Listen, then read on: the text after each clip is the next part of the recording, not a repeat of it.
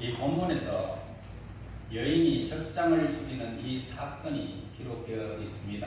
만약 야엘이 살인의 의도를 가지고 시스라를 자기의 장막으로 영접했다면 그녀는 당연히 후대의 비난과 저주를 받아 마땅할 것입니다.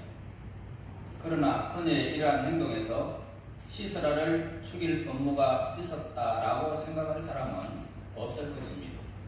더구나 그녀의 남편 하벨은 야빈왕과 친분이 있는 관계이기 때문에 시스라를 야엘의 적이 될 수 없었던 것입니다. 그래서 시스라를 죽임으로 해서 야엘이 어떤 이익을 얻는 것도 아니었습니다. 만약 그가 죽음으로 인해서 그녀에게 무슨 이익이 될 만한 일이 있었더라면 그를 받아들이지도 않았을 것이고 그냥 내쫓은 것만으로도 충분했을 것입니다. 왜냐하면 그 당시 시스라는 추격을 당하는 몸이었고 만약 야엘의 장막으로 피해 들어가지 않았더라면 곧 이스라엘 군사들에게 잡혀서 죽음을 당했을 것이기 때문입니다. 이 야엘이 시스라가 죽기를 알았었더라면 그의 운명대로 두어도 됐을 것입니다. 시스라가 아무리 지쳐 있었다라고 하지만은 여자 혼자의 몸으로 즉 장을 죽인다는 것은 위험한 일이 아닐 수가 없는 것입니다. 이 모든 상황을 고려해 볼 때에 야엘이 저지른 이 행동이 어떤 결과를 빚었는지 간에 애초 그녀는 아주 진실한 마음으로 시스라에게 헌신처를 제공해 주었을 것입니다. 아마 사람들은 말할 것입니다. 어두가 있었던 없었던 간에 사람을 죽이지 않느냐, 살인죄를 저지르지 않았느냐 라고 그렇게 말을 합니다. 그렇습니다. 결국 살인죄를 저지른 것은 사실입니다. 자, 이 잔인한 행동에 무슨 정상 참작이 있겠습니까? 그러나 그녀는 하나님의 뜻에 따라 움직이고 있었다는 사실을 우리는 주목해야 하는 것입니다. 자, 이것이 모든 문제의 열쇠가 되어질 것입니다. 야엘은 시스라의 생명을 끊으라는 하나님의 명령에 그대로 복종했을 뿐이라는 것입니다. 처음 그녀가 시스라에게 숨을 것을 마련해 주었고 후대해준 그것은 분명히 그녀의 자신의 뜻이었던 것이죠. 그래서 지친 사람을 따뜻하게 맞아주고 위협을 피하게 해주려는 그녀의 뜻은 분명히 칭찬받을 일이다 라고 생각할 수 있습니다. 그런데 이 시스라가 깊은 잠에 빠지게 됩니다.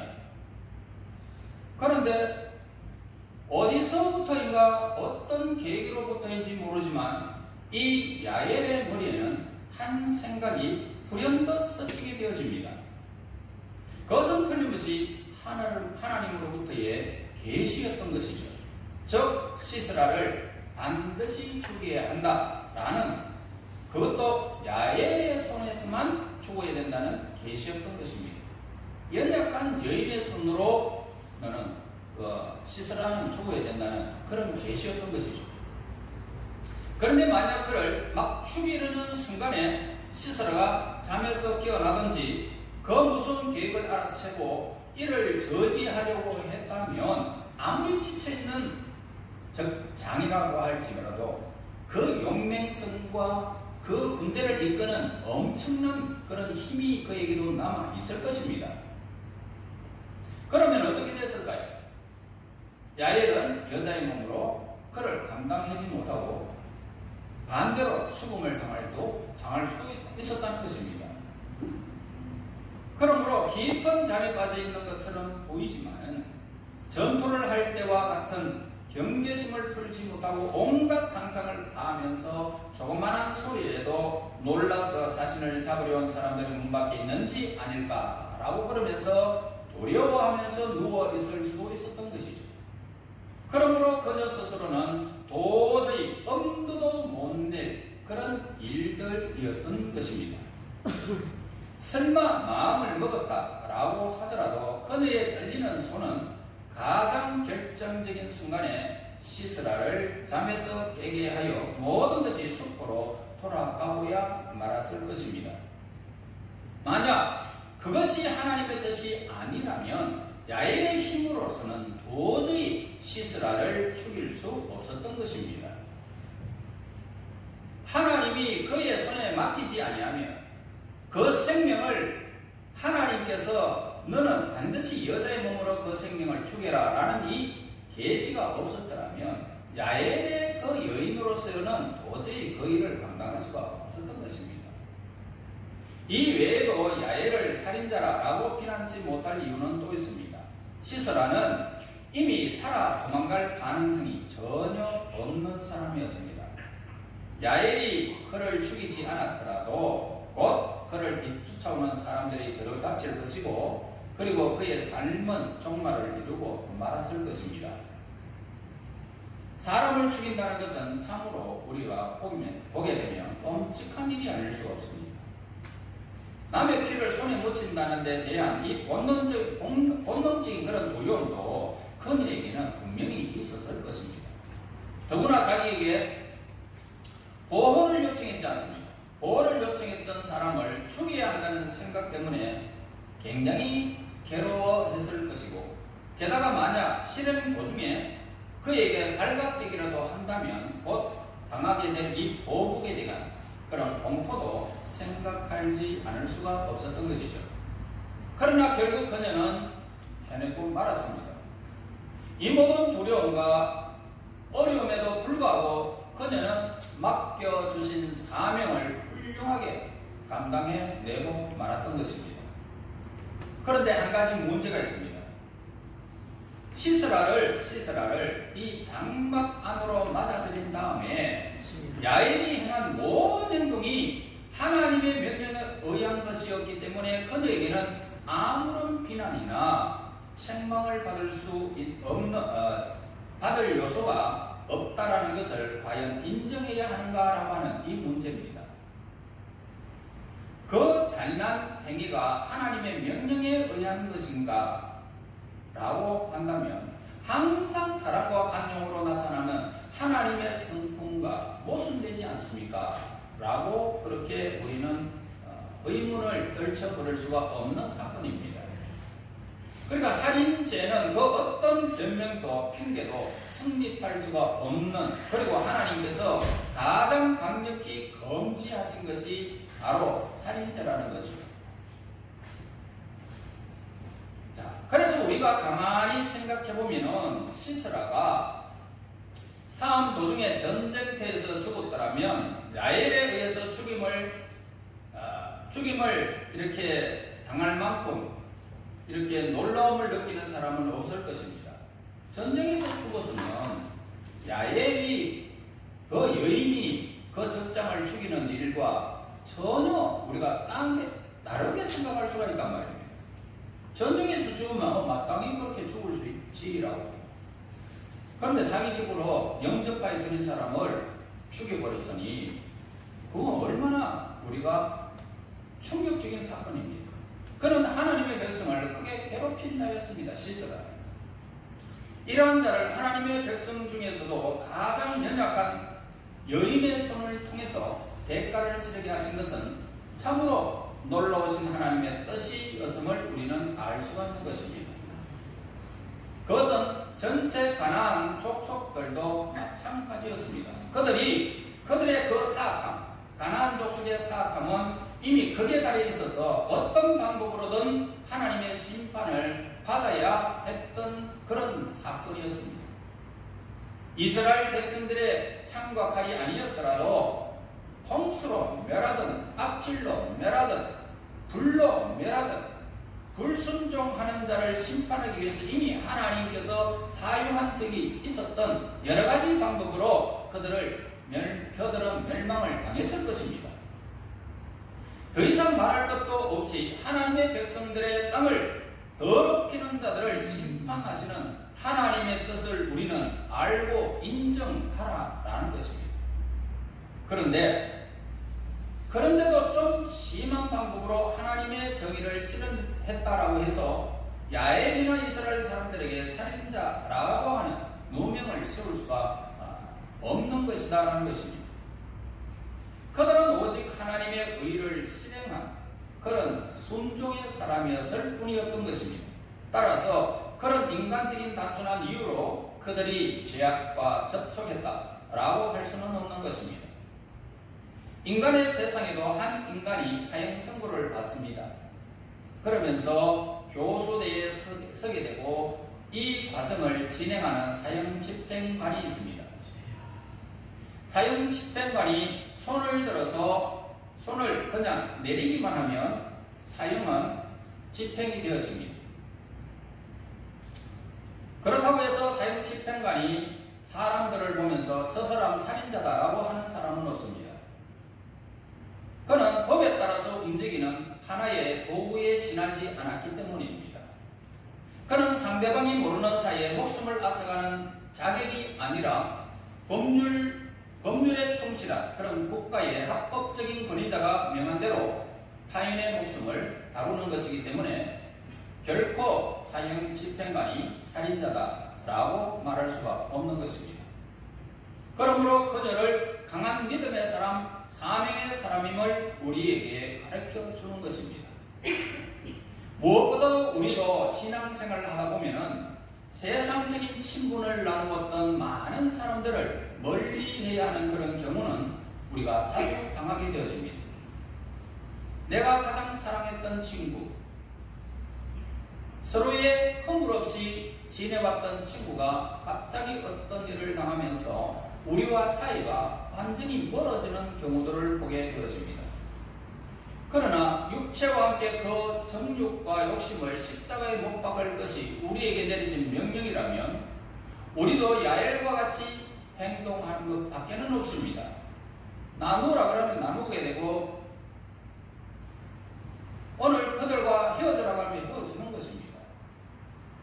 여러분, 나의 마음속 깊숙이 간직하고 진심으로 아꼈던 것이다 할지라도 하나님의 뜻이라면 마땅히 이를 버려라는 것입니다.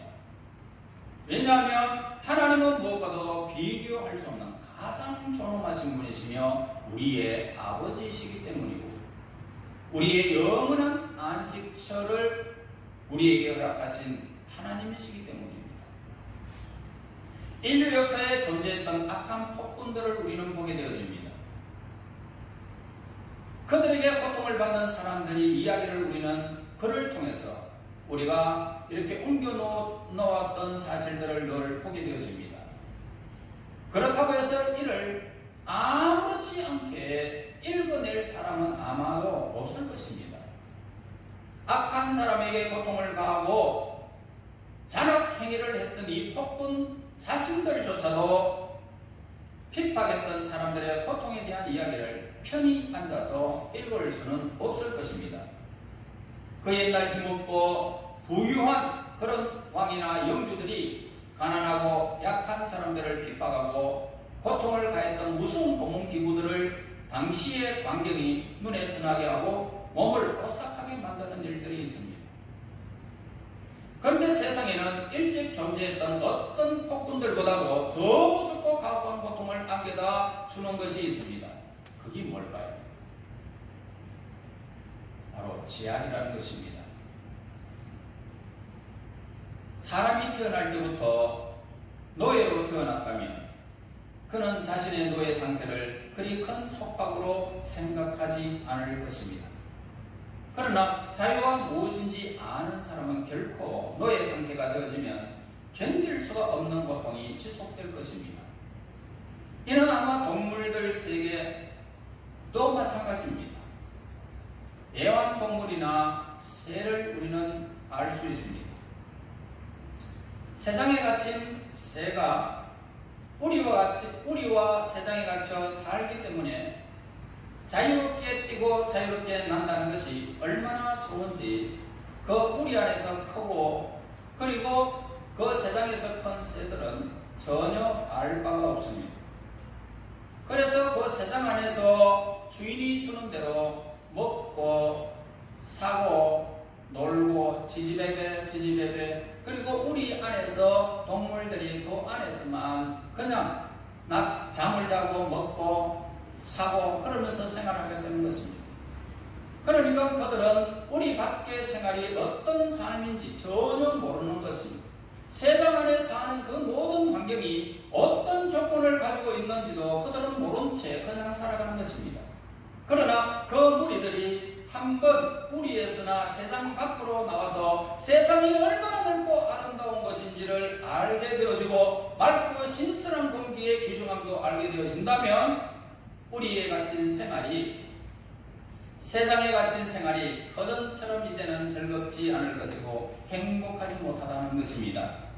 사람도 하나님의 성령이 그의 마음에 찾아오시기 전까지 우리 안에 갇힌 짐승, 세상 안에 갇힌 새와 같은 것입니다.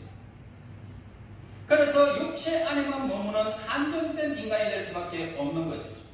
그래서 육체가 생각하는 대로만 살아가는 것입니다. 하나님의 성령이 없으니까 천국도 지옥도 하나님도 전혀 생각하지 않고 세상 안에서만, 그리고 우리 안에서만 사는 인생이라는 것입니다. 지금 그들은 이 세상 밖에서 하나님을 모르고 예수님을 모르고 천국과 지옥도 모르고 살아가는 사람들은 우리 안에 갇힌 짐승과 같은 것입니다. 그래서 언제나 이기적인 삶을 살아가고 있습니다. 자기만을 위한 삶이죠. 나는 행복해야 된다. 나는 즐겁게 살아야 된다. 나는 쾌락을 즐겨야 된다. 젊어서 노세 라고 합니다. 그러나 그들의 세계는 하나님의 세계를 전혀 알 수가 없습니다. 그러나 저와 여러분, 우리는 새하늘과 새 땅을 알고 있습니다. 천국과 지옥을 알고 있습니다. 예수님 안에서 구속의 은혜가 있는 줄 압니다. 하나님께서 우리를 사랑하신 것도 알고 있습니다. 성령께서 우리와 늘 함께 하시며 동행하시며 우리의 길을 인도하시는 분이심을 우리는 너무너무 잘 알고 있습니다. 오늘 우리는 우리에 있는 새와 다르다는 것입니다. 이 세상에 어떤 일이 있어도 그 넓은 세계, 하나님의 세계에 우리는 있기 때문에 세상에 갇힌 새와 같지 않다는 것입니다. 우리는 한정되어 있지 않습니다. 이러한 삶을 제약과 속박하고 있는 상태를 만족하고 지내는 것이고, 좁고 어두운 토굴 속에서 비참하게 살고 있으면서도 그것이 최상인 줄 알고 세상 사람들은 자기만의 생에 넓히면서 살아가고자 하는 것입니다. 그래서 사람들이 이렇게 이야기해요. 이대로만 건강하게 행복하게 살고 싶다는 것입니다. 이런 사람들이 우리 주변에 얼마나 많은지 모릅니다. 지금은 물질이 많고 건강이 있고 자손들의 아름다움을 보면서 이 세상에 자기의 지위를 사용하면서 행복하게 사는 것 같지만, 그런데 하나님의 성령이 찾아오면 어떻게 될까요?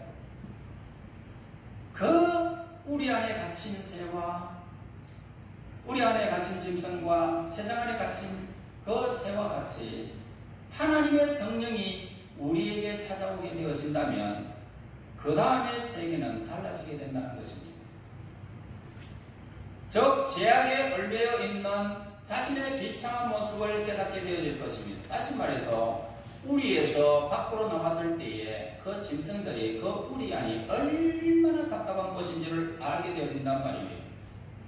이와 같이 성령이 우리에게 찾아오게 되어진다면 오늘 우리는 비참한 자신의 모습을 깨닫게 되는 것입니다. 그때부터 이제 어떻습니까? 성령이 오시면은 그때부터 믿음 생활이 시작되는 것입니다. 이제부터 세상이 다르게 보이기 시작하는 것입니다.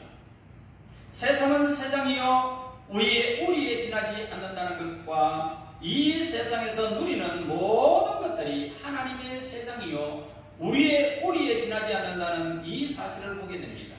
뿐만 아니라 이 세상에서 이제는 하나님의 세계와 함께 접목되어서 엄청난 날개를 펴게 됩니다. 그래서 하나님의 성질과 섭리를 알게 되는 기적을 그때부터 체험하게 된다는 것입니다. 죄악의 속박을 깨달은 인간에게 하나님의 자비가 임하면 일단 그 죄악은 극복되어지는 것입니다. 그러나 죄악이 극복되어졌다라고 해서 그것만으로 우리는 충분하지 않다는 것을 우리는 알아야 됩니다. 도덕적인 것만 가지고는 인간의 영혼이 구원에 이르지 못하기 때문입니다. 바락의 일을 우리가 한번 들어보겠습니다. 그는 시스라를 정복했습니다. 그가 자신의 발 앞에 무릎을 꿇는 것만으로 만족하지 않았던 것입니다. 바락은 시스라의 시체를 자기 눈으로 확인하고자 했던 것입니다. 우리도 마찬가지입니다. 제약이라고 하는 것은 우리의 적이 땅바닥에 피 흘려 쓰러질 때까지 완전히 숨이 끊어지기 전까지 절대로 만족하지 않는 것입니다. 우리 하나님의 자비가 온전히 우리 마음을 지배할 때까지, 모든 제약이 완전히 전멸될 때까지 결탄코 우리는 만족할 수가 없는 것입니다. 이것이야말로 제약을 얻고 새로 태어난 모든 영혼이 바라는 간절히 우리가 사모해야 할 일들입니다.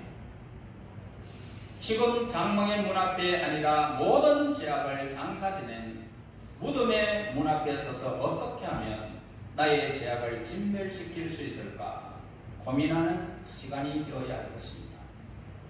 어떻게 하면 제약에 물든 내 몸이 온전히 깨끗함을 입을까 고심하는 모든 사람들에게 이렇게 말해주고 싶습니다.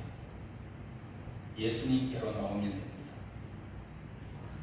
그러면 나의 전부의 모습을 예수님 안에서 보게 될 것입니다. 그렇지만 예수님께서 행하신 모든 사실을 우리는 믿고 예수님을 의지하게 되어졌을 때에 내 죄가 내 앞에서 예수님이 십자가에서 죽으시고 내 죄의 모든 값을 지불한 그 사건을 믿으면서 내 죄가 십자가에서 피 흘려서 나의 죄가 죽는 것을 보게 될 것입니다. 이제는 더 이상 죄가 나를 지배하지 못한다는 사실을 예수님 안에서 깨닫게 되어지는 것입니다. 악한 시스라가 죽는 것처럼 우리의 죄가 예수님 안에서 완전히 벗어지는 것을 보게 되는 것입니다. 여러분, 우리가 온전히 예수님이 행하신 모든 일을 의지하고 믿기만 하면 우리가 두려워했던 모든 죄악은 용서받을 것이고 예수님의 품에서 영생의 즐거움에 눈물을 흘리게 될 것입니다. 영원하신 우리 하나님의 언약하신 대로 예수님 안에서 우리의 모든 죄악은 예수님 안에서 사함을 받은 것입니다. 나의 죄악이 어디로 갔느냐고 묻는다면 우리의 죄악은 이미 멀리 사라져 다시는 우리에게 돌아오지 않을 것입니다. 죄악이 여러분들을 다스릴 수가 없는 것입니다.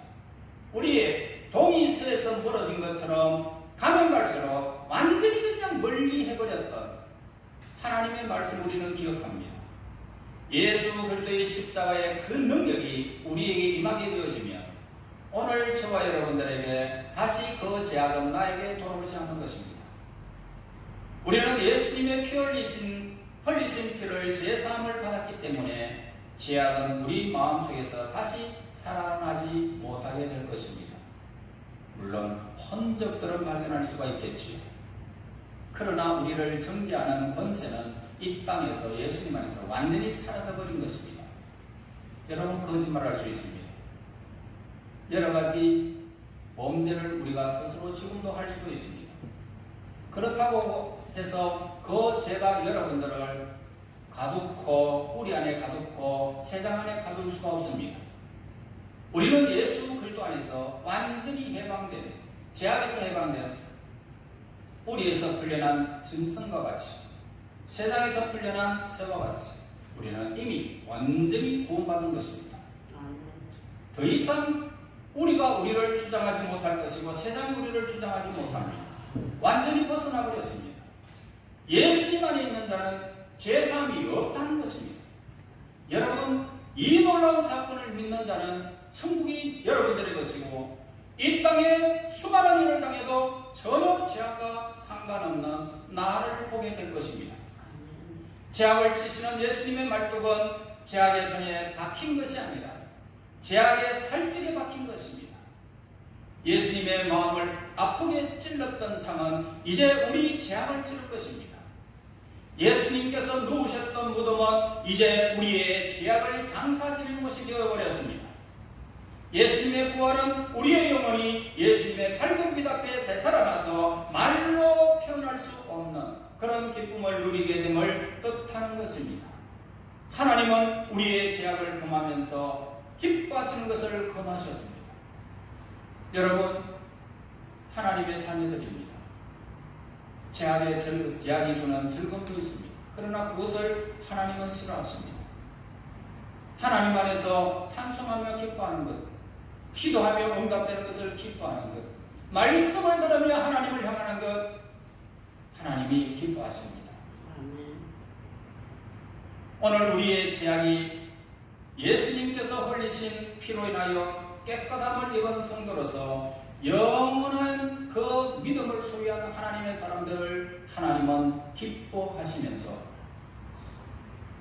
그 나라에 준비된 하나님의 나라가 믿음으로 하나님을 향하는 하나님의 백성들에게 이제 다가오고 있는 놀라운 시간들이 이제 다가오고 있습니다.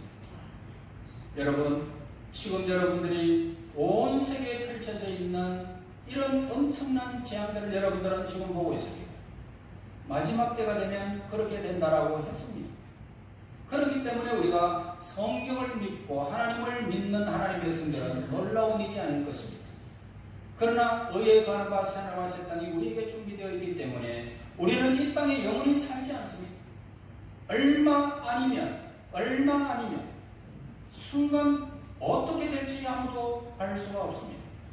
이제 이 일이 지나가고 나면 엄청난 재앙 속에서 허덕이는 백성들이 이제 하나님을 바라보며 구원의 손길을 그들이 바라게 될 것이고 하나님의 구원은 온 세계에 미치게 될 것입니다. 그렇게 될 때 끝이 온다는 것입니다.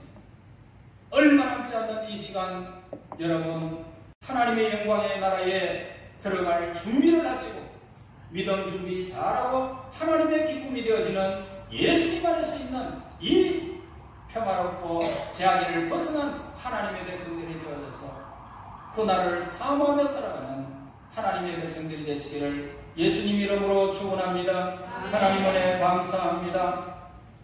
새가 그물에 벗어난 것처럼 짐승들이 우리에 벗어난 것처럼 예수님 안에서 우리의 죄악이 벗어나게 됨을 진실로 감사합니다. 이제 하나님의 백성들에게 이 땅이 우리를 침범하지 못할 것이며 죄악이 우리를 침범하지 못할 것을 믿습니다. 하나님의 의의 손길로 예수님 안에서 참으로 그 나라와 의를 위하여 아름다운 날개를 펴게 하여 주시고 세상을 향하여 많은 사람들에게 정죄의 입술이 될 수 있도록 인도하여 주시옵소서. 우리 하나님, 그날이 이제 다가올 줄 압니다. 그날까지 믿음 안에서 신앙의 아름다운 절개를 지키며 복음 안에서 기뻐하는 하나님의 사람들 되게 하옵소서. 예수님 이름으로 기도합니다. 아멘.